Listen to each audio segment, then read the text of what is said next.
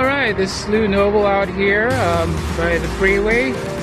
Just wanted to show you guys place home away from home, RV campgrounds. And actually this here is the rest stop. It's been closed for almost over 5 years now. So I don't know why they closed it, but it's been closed. They come once a year and clean it up, and that's it. So you see it's got bathrooms, got a little bathroom there. But this is the storage facility here, where they actually have like over 1,000 RVs stored here. I actually store my my RV here, and pay only like $50 a month because I belong to the Colorado Rivers Adventure Resort, which was actually a good thing we had before we lost our house and business.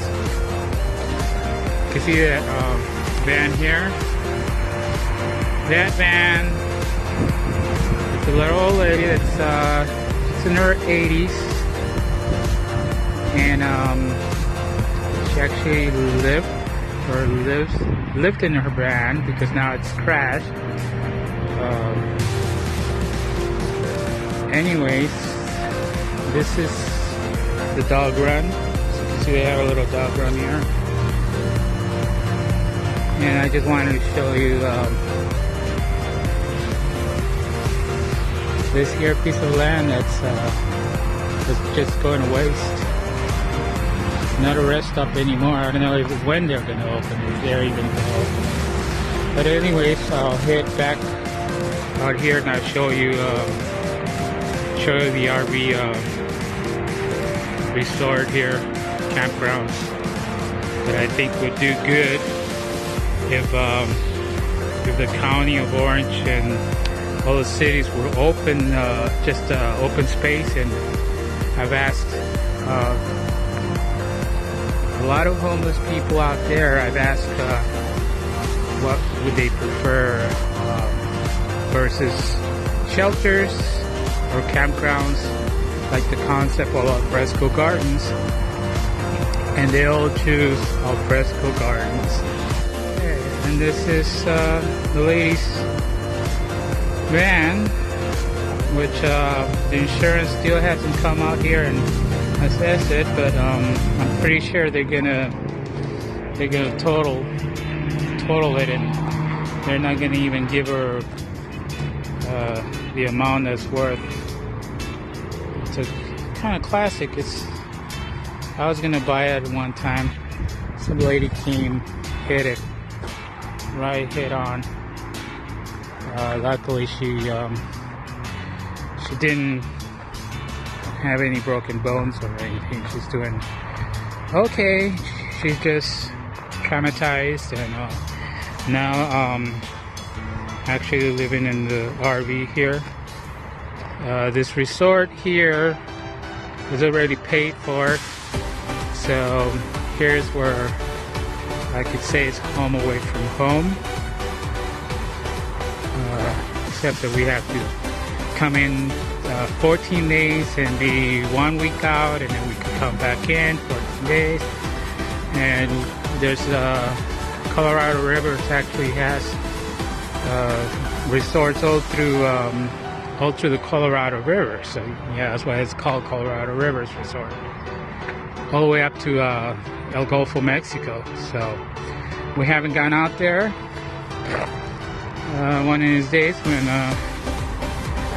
no more things are happening and kind of retire, we'll probably just get this RV. This is my RV here, as you can see.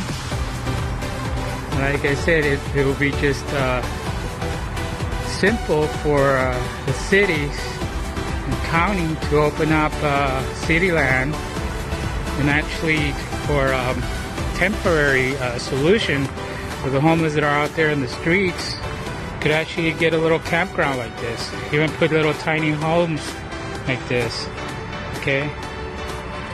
And And oops, there's the cats. You see it's got, buddy, it's got a drain here that goes to the sewer line. You got water, and then they got electricity.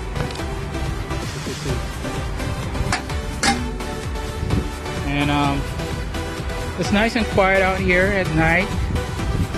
So it's not a tent city, and it's not like the riverbed, but it's better than being in the streets or in the, well, they can't be in the riverbed anymore, but now if they're out in the streets or out in the freeways, which a lot of the trails in the freeways, that's where they stay in. And sometimes the Caltrans comes around, throws them out with CHP. So it's just a means to actually open up something like this, because it would be faster. Shelters are, you know, they're diddling around with shelters, and people don't like shelters because there's no privacy.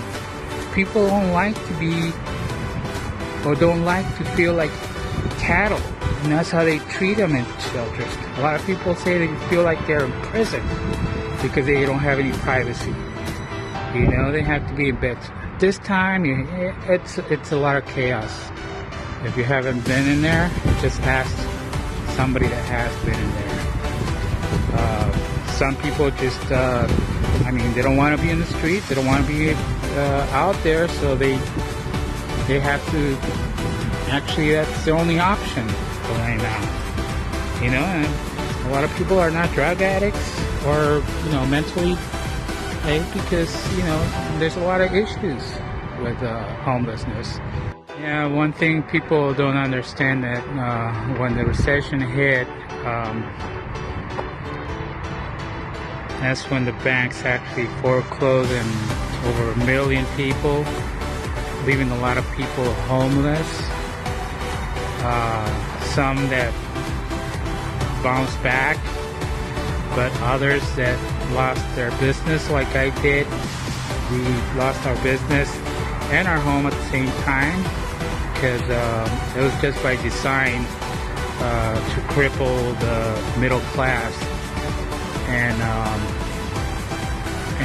you know, our government officials just turn a blind eye and bail out the banks instead of the people. And the banks kept on doing it, and they're still doing it. They're still, you know, foreclosing on people.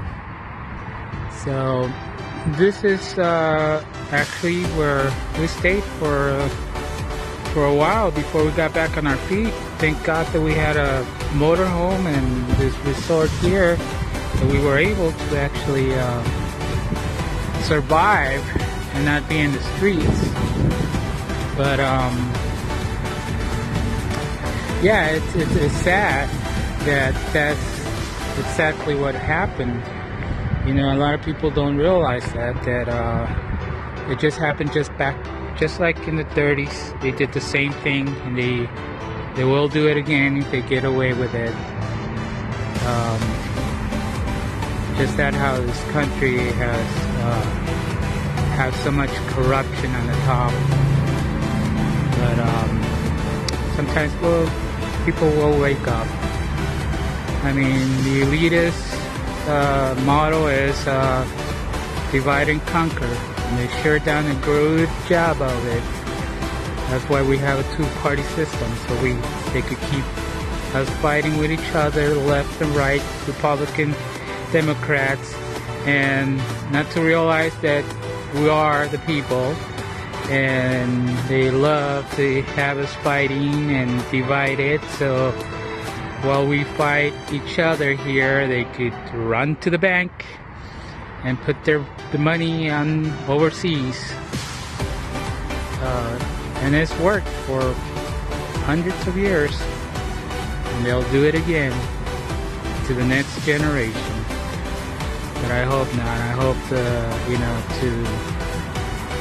that this new generation is wide awake. If it wasn't for social media and some of our whistleblowers out there, but many people don't understand that.